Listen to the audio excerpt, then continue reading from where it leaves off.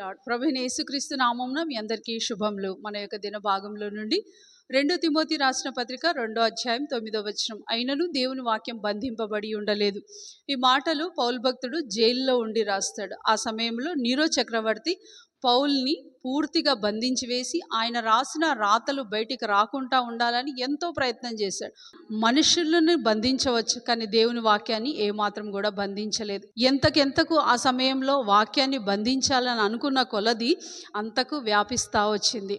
చరిత్రలో అనేకులు దేవుని వాక్యాన్ని బంధించి వేయాలని, కాల్చివేయాలని ప్రయత్నించారు. కానీ వాళ్ళ ప్రయత్నాన్ని పక్కన పెట్టి దేవుడు తన రానున్న తరాలకి తన వాక్కును ప్రసాదించువాడుగా ఉన్నాడు. అదొక శాశ్వతమైన పుస్తకం.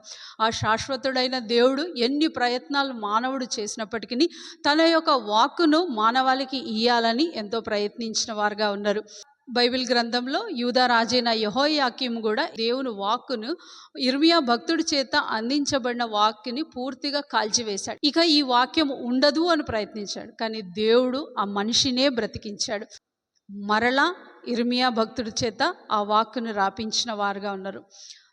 వాల్టేర్ అనే ఒక ఫ్రెంచ్ తత్వవేత్త ఆయన ఎంతగా బైబిల్ బోధని దేవుని వాక్యాన్ని వ్యతిరేకించాడంటే ఇక ఆ భూమి మీద ఈ వాక్యం అనేది ఉండకూడదని పూర్తిగా తన యొక్క లేఖనాల ద్వారా అనేకమైన పత్రికల ద్వారా ప్రచురించి అనేకులకు చెప్తా వచ్చాడు.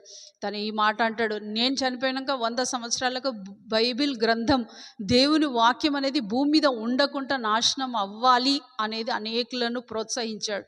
కానీ ఆయన చనిపోయిన 15 సంవత్సరాలకే తన ఇల్లు జెనీవా బైబిల్ సొసైటీ అనేవారు తన ఇల్లును కొనుగోలు చేసి అదే స్థలంలో గొప్ప బైబిల్ గోడౌన్గా అక్కడ ఉంచి ప్రపంచ దేశాలకు విస్తరించినట్లుగా చేశారు.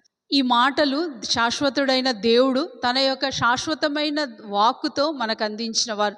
ఈ వాక్యాన్ని మనం చదవవచ్చు, ధ్యానించవచ్చు, మనల్ని మనం సరిచేసుకోవచ్చు. ప్రభు తన వాక్కు చేత మనతో మాట్లాడతాడు కూడా. కనుక అనేకులు మనుషుల చేత ఇది రాయబడలేదు, దేవుని ఆత్మ చేత రాయబడి ఉంది. అనేకులు బంధించబడినప్పటికీ దేవుని వాక్యాన్ని ఎవరు బంధించలేరు. రండి ప్రార్థన చేసుకుందాం. ప్రియమైన తండ్రి, యేసు ప్రభు ఘనమైన నామంలో మీరు మాకు అందించిన ఈ దివ్య వాక్కు, ఆ శాశ్వతమైన వాక్కును బట్టి మీకు వందనాలు చెల్లించుకుంటూ వస్తున్నాను. ఈ రోజుని మేము నీ వాక్కు చేత స్టార్ట్ చేయటకు మాకు సహాయం దయచేయండి. అందులో బోధించబడిన దాంట్లో మేము సరిచేయబట్ట కూడా తండ్రి మీరు కృప చూపించమని ప్రార్థిస్తూ యేసుక్రీస్తు నామంలో ప్రార్థిస్తున్నాం తండ్రి, ఆమేన్.